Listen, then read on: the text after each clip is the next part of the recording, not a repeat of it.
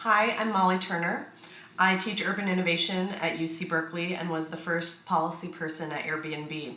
I'm on the board of SPUR, a local urban policy think tank, and I'm a member of the TechEquity Collaborative's Housing Policy Committee. And I'm interviewing Angelo Alioto today for the TechEquity Collaborative. Thank you for your time. Thank you very much for interviewing me. So why don't we start off with the issue that is top of mind for most voters, and I know for most TechEquity members. To address our housing affordability crisis, you commit to continuing Mayor Lee's goal of building 5,000 new units for middle and low income housing per year. You also propose what you call an all-in for housing master plan. Right. That will provide $5 billion to fund low income and homeless housing. Can you tell us more about that plan and how it works? Well, when you say $5 billion, this is all included of what we're already spending, all right?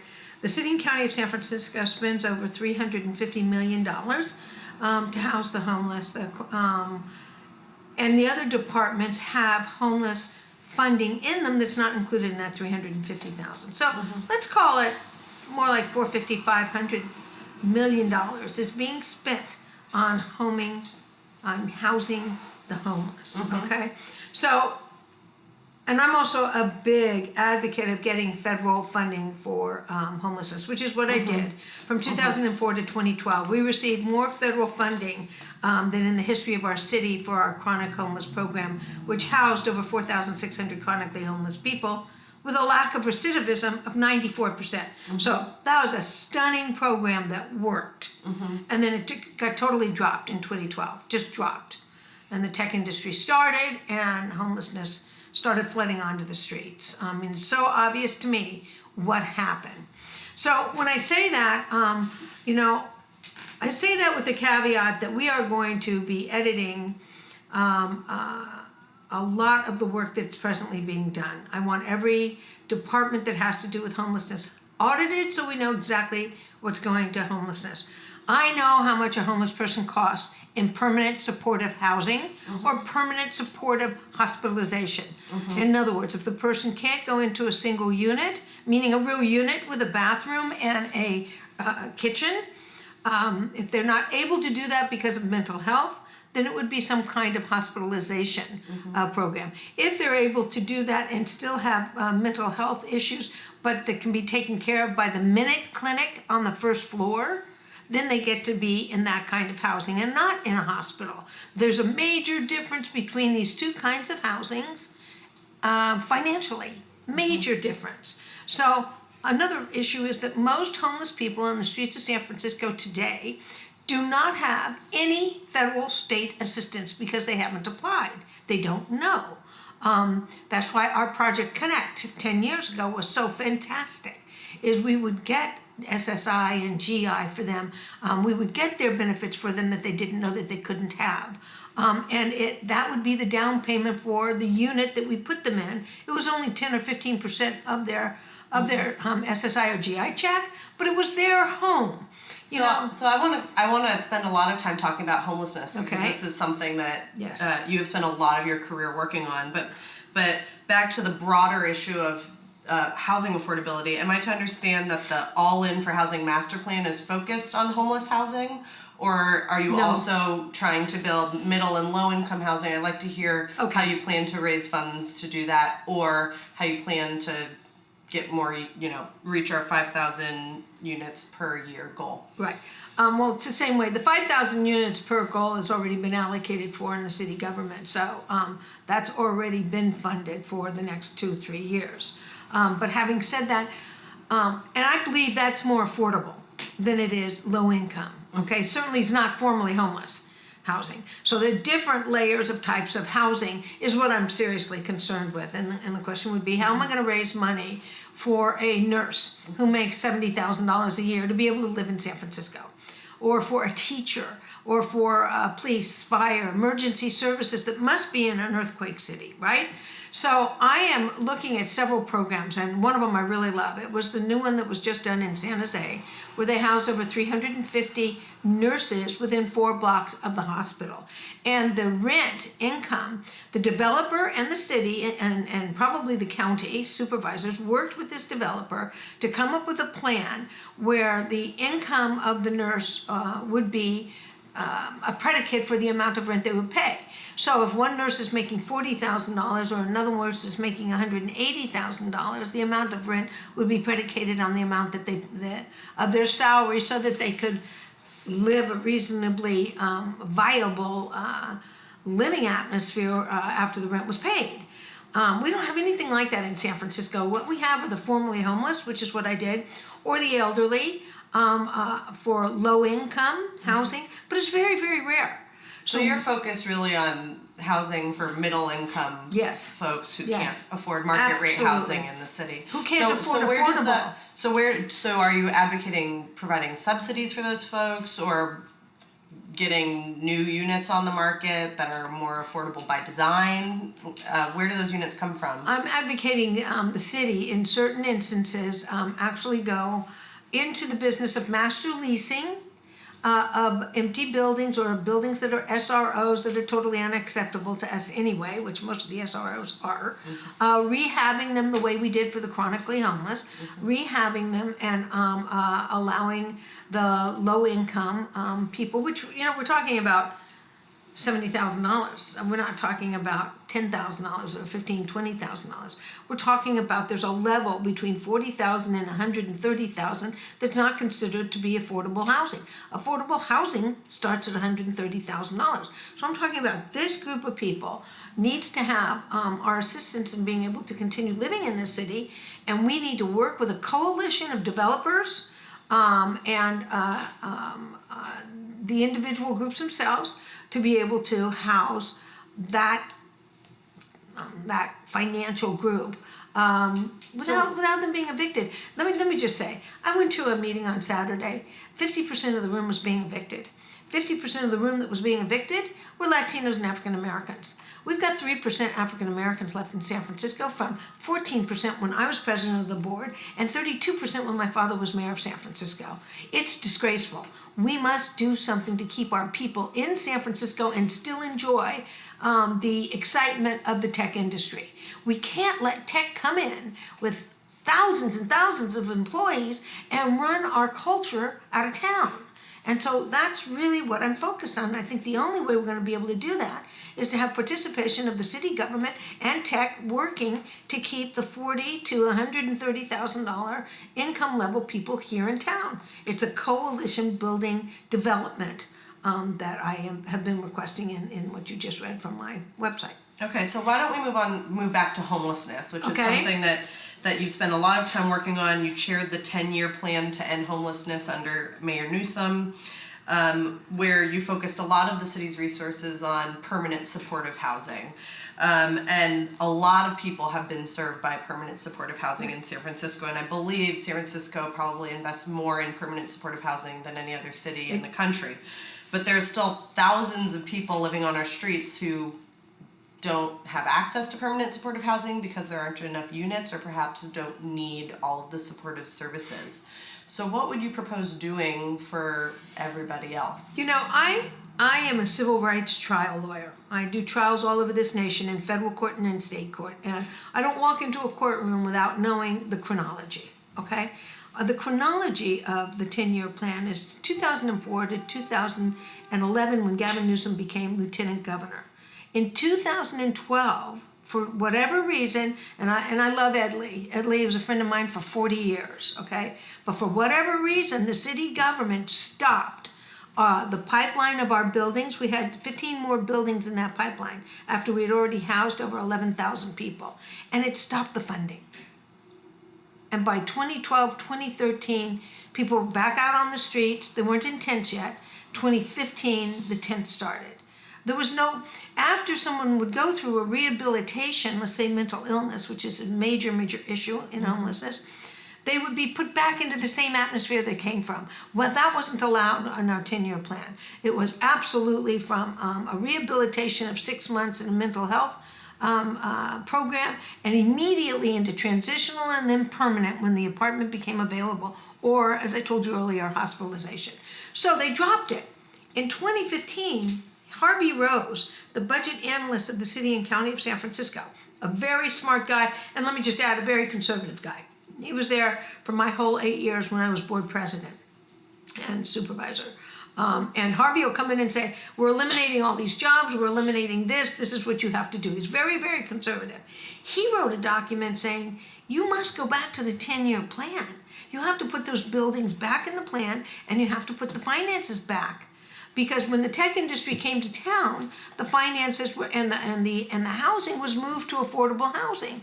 A lot of them, if you take Valencia and 17th to 22nd Street, we had 2 buildings there. They're now market value buildings. So how many new units of permanent supportive housing do you think we need? And are you advocating to build enough units for all of the people experiencing homelessness right now? Chronic homelessness Just is chronic. very different from the general homeless population. The general homeless population can range anywhere from 9,000 to 11,000. Chronic homelessness is someone who's been on the street for 4 to 6 years, generally speaking, white, Caucasian male, who's triple diagnosed. So whether it's HIV, Hep B, Hep C, tuberculosis, drug-resistant tuberculosis was the biggest problem because that's so contagious, or whether it's the other 2 that are easier, believe it or not, to handle, which is drug addiction and alcohol addiction, okay? So that's the description, generally speaking, of a chronic person. That's the hardest person to get off the street. When I become mayor in June, my first job, I'm going to go out and get the unaccompanied women, who 60% of whom have been sexually abused. They're so sexually abused in the lifetime that they even scar themselves. You can't miss them on the street, okay? They're new to the street. They're the new national addition to homelessness, okay? Homelessness is a national problem. So you get them. They're the easiest to take off the street. All right, so you have to find immediate housing for them. In permanent supportive housing? And immediate housing that leads to permanent supportive housing. Okay. I don't believe in shelters. Very few women are going to go to a shelter. So what do we do instead of shelters? Instead of shelters, we start with something like the navigational centers that lead to permanent supportive housing. So the minute a unit comes free. Now, I think that we could easily, right now I don't like the navigational centers because they stop dead at 120 days or 130 days, depending upon your particular diagnosis, and then put you back out in the street. And you cannot put an alcoholic or a drug user back out on the street. You just can't. So you're advocating for more permanent supportive housing, more navigation centers that don't have a deadline. Right. And how many more navigation centers do we need to build? Well, I think we could easily, if they went into transitional that led to permanent supportive housing or hospitalization, I think we should have as many as needed for the population. And what about the folks who don't need permanent supportive housing or hospitalization? Where do we put them? What do they need? Who just need housing? Who don't need the wraparound supportive services? Well, that goes back to low income or people who need to get a job, who are paycheck away. 70% of the people on our streets right now, that's 70% of the 9 to 11,000 lived in San Francisco. So it means they lost their home or their apartment in San Francisco. The Ellis Act has been devastating to San Francisco. I went to a panel on Saturday. A woman stood up, African American, has a daughter who's on disability, and the daughter has 5 children, okay? So they all live in the same place. They pay $6,000 a month. The mother has 3 jobs, right? She's killing herself to pay this rent, and they just got an eviction, no-fault eviction. Why don't we talk more about exactly that, stability for renters? So you support a city-funded right to counsel to provide legal absolutely. counsel to tenants. What other kinds of tenant protections would you support or propose? Well, I definitely think that the Ellis Act needs to be amended in many different areas. For one example, I am proposing what I call the legacy tenant. The legacy tenant is 70 years old to to 120, has been in the same apartment for 10 years or more, has not missed rent, that person can't be moved. Okay, and what would your position be, for example, on Costa-Hawkins repeal? That's a very, very difficult question, because when I was the 6th vote for rent control, okay, in 1995, I think, or 96, I was number 6 that got rent control passed. I questioned then, and today I don't. It took that long to see the unintended consequences of rent control, okay? So, what are the unintended consequences? Well, the unintended consequences would be, at this point, the Ellis Act. But I didn't know what I didn't know whether it would ruin the apartment market, would ruin it for, small landowners, would ruin it for, I didn't know what it would ruin it for or what it wouldn't ruin. I mean, it was very complicated when we voted on it.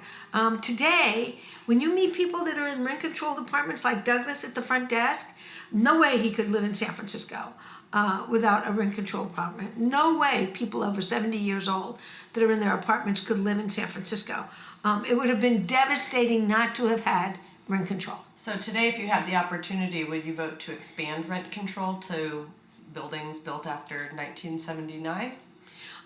Again, I would want to look at it because there's another side of this, okay, that nobody talks about. And one thing about me is I'm very blunt.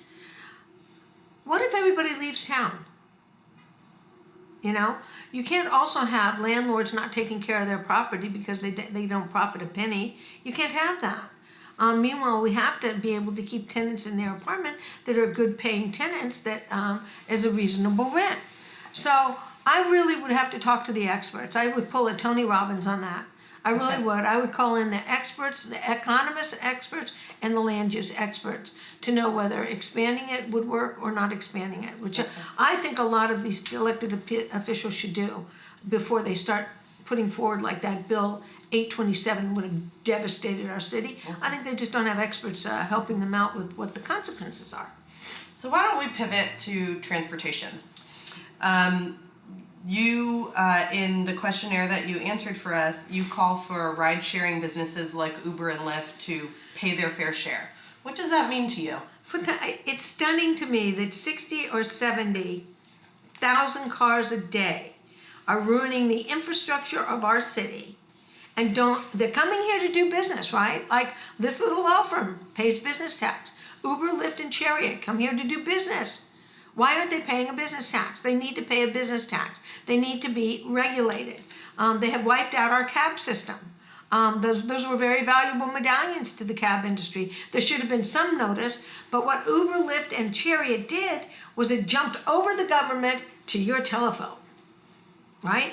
These scooter people jump right over the government to your telephone, and our city's full of scooters that nobody even knew were going to appear, that become hazards, especially for the elderly walking down the street, and that are just simply a mess. I mean, it's a hazard, and who do they think they are? I don't get it. So just come to our city and do your business, and we're going to ignore that you're ruining our city. No, as mayor of San Francisco, we've had enough ruining our city. So you're advocating for a business tax. Any other way of forcing these ride-sharing businesses to pay their fair share? For example, have you thought about congestion pricing?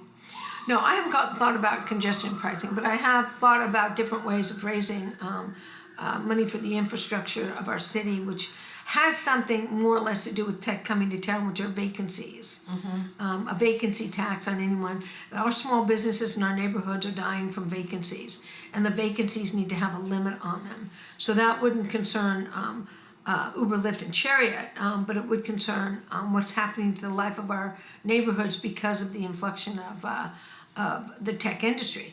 Uber, Lyft, and Chariot, however, are so severely ruining the infrastructure of our city, and they have no rules, that it would absolutely mandate rules like the white zone at the end of the block. None of this stopping in the middle of the street. None of this letting people out in the middle. It's so dangerous what they do. So managing the curb is something you would propose to address that? One of many ways to regulate them. Okay. But another way of getting the money for the infrastructure would be the vacancy tax. Okay, and let's talk about that infrastructure. What would you do to improve public transit in San Francisco? Well, I have a real quote-unquote beef with the director of public transit, okay, MTA. I have a real problem with him. These departments become fiefdoms. And if you don't have a strong mayor that they know will terminate you if you're not doing your job right, then you're going to have these guys running the city. And that's what's been happening for a long time. And what's he doing wrong? Have you seen our streets? Have you seen the repair jobs? They're constant. Have you seen the contracts given out? Have you seen the decisions made without anybody from the city coming in to say, well, maybe you shouldn't do that to Van Ness Avenue. Maybe you should go fix Masonic. Masonic has been being repaired for 7 years, and it is pothole after pothole. It's a joke. So Columbus Avenue was being repaired. I stopped and asked the guy. I said, excuse me. Now, I understand they're subcontractors, and a lot of them are sole source exemptions. In other words, they're contracts that were gotten without a competitive bid based on a sole source exemption. Now, to be a sole source exemption, you've got to be a Picasso, okay? Not a hole digger. You've got to be the best of the best. And these guys all have these sole source exemption contracts, and they're tearing up the street. And if the contract money has not been used up yet, they will re-tear up the street. So the construction that you're talking about on Van Ness, is that related to the bus rapid transit construction? No, that's Geary. Okay. The BRTs are on Geary. I have a problem with them too. You advocate for more bus rapid transit. I advocate for more bus stops. Okay. So can you tell us about that plan? That plan eliminates bus stops for the elderly and for people with kids. Another dying. So would that mean you oppose bus rapid transit? No, I don't oppose it, but I want them to take into consideration what they're not, and that is taking away vital bus stops. Okay. Any other thoughts on how to improve our public transportation system? Yeah, we need a new director. Okay. And what kind of a director would you hire? I would have a director that loves San Francisco and understands how people get around in this city. Someone that is thinking about the city and not about themselves. You know that's a $500,000 paycheck?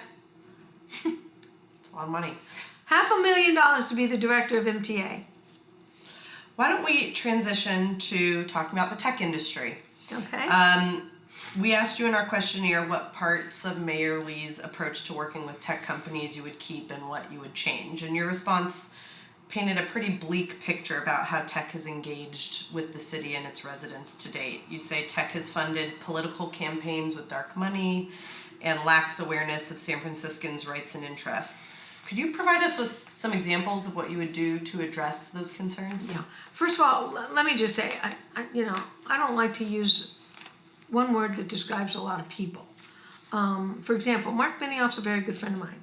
Mark Benioff is an extremely generous guy, okay? He's come to town and all he does is give.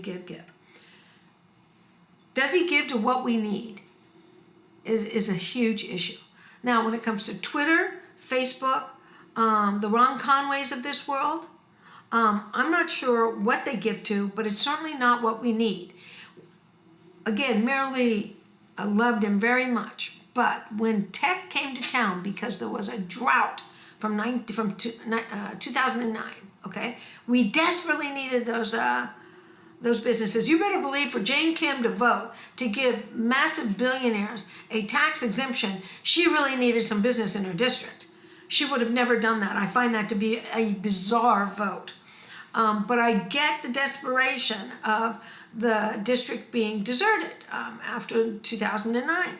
So what the problem is, there was no plan. Tech didn't sit down with government. Tech sat down with Tech and maybe Willie Brown, and then Willie Brown told Ed Lee what to do. You know, Ed Lee got off the airplane and didn't know he was mayor of San Francisco. So that ought to give you a little, and now you're the only candidate you're going to hear that from. Because I just want to be mayor of San Francisco. I don't want to be senator. I don't want to move on. I don't want to be president. I have a mother of 4, grandmother of 5. I have a great life. I have a great law firm. You know, I don't want to do anything else but put Humpty Dumpty back together again. And that's very important in discussing how they came to town and just ruined our city, and how we can work together to change that. What would you do to more constructively engage with the tech businesses in the city to contribute to the things you say San Francisco needs? I think it would be so easy to form a very powerful coalition between myself as mayor and some of the tech leaders in this town. I've met some amazing people who would love to make sure homelessness, clean streets, and crime was taken care of. They would love it. They'd be very willing. They need direction. And it's kind of silly to say about a genius, if you know what I mean, because most of them are geniuses. But they need direction in kind of the everyday problems of a city. So it's not in their world. So you'd be asking them for philanthropic giving targeted at, and they'd love it. Those issues. And they'd love it. Okay. I mean, Mark Minioff's one who's always been there, ready, willing, and able to give to homelessness. It hasn't been given to the right. It's been given to things that end and put people back in the street. So if you have a mayor that really knows this city as well as I do, I mean, not just born and raised, I'm third generation San Franciscan. My granddaughter's fifth generation San Franciscan. There are very few people that know more about this city than we do. Okay, I know what the city needs to be the iconic city it is, and it's falling apart. It's the only reason I'm running for mayor. So why don't we talk about everybody's least favorite topic, all of the measures on the ballot this All right. So we've got 10 of them, and we'd like to hear your positions on them in rapid sequence, and I'm going to tell you what each of them are because nobody can remember them. Regional Measure 3, which increases bridge tolls to pay for transportation capital improvements. No. Measure A, which allows public utilities to issue revenue bonds to invest in infrastructure. No. Measure B, which prohibits appointed commissioners from running for office. No. Measure C, which is an additional tax on commercial rents to fund childcare and education. Yes. Measure D, which is basically the same additional tax on commercial rents, but a slightly lower rate, to fund housing and homelessness services. No. Measure E, which prohibits tobacco retailers from selling flavored tobacco products. Yes, I wrote the first cigarette ban in the nation. Measure F, which creates a city-funded right to legal counsel for tenants facing eviction. Measure G, a parcel tax for San Francisco Unified School District to pay for increased teacher pay. Yes. Measure H, which allows the SF Police Department to use tasers. And Measure I, which is a policy statement against relocation of professional sports teams. No. And finally, why should members of the TechEquity Collaborative vote for you for mayor? Because I'm going to work my heart out and my soul out to bring San Francisco back to being a city where poor people are not dying on the streets, a city that doesn't have syringes all over the streets, a city that has affordable housing for those that make from $40,000 to $90,000 for our teachers and our emergency services. Because I'm going to make the city vibrant again with, I did the outdoor cafes, and at the time when I wrote that legislation it seemed funny, and then everybody said, why are you working so hard on that? Because it's about a quality of life in a beautiful city, and that's what San Francisco is, and that quality of life is disappearing. The tech people, and I mean the employees now, need to come to our world. Our world, they're in a bubble. And the bubble's amazing. I enter that bubble when I go speak to them. It's formidable. They need to come into our bubble, our world of what San Francisco is. I mean, we're really about finance. We're the finance of the West. We're the lawyers of the West. We're also the poets of the West. We're the artists of the West. We're the opera, symphony, and ballet of the West. But all of that we are is being diminished by poor people dying on the streets and nobody being able to live here, and a group of new people coming in not wanting to know who we are. Thank you very much. You're welcome.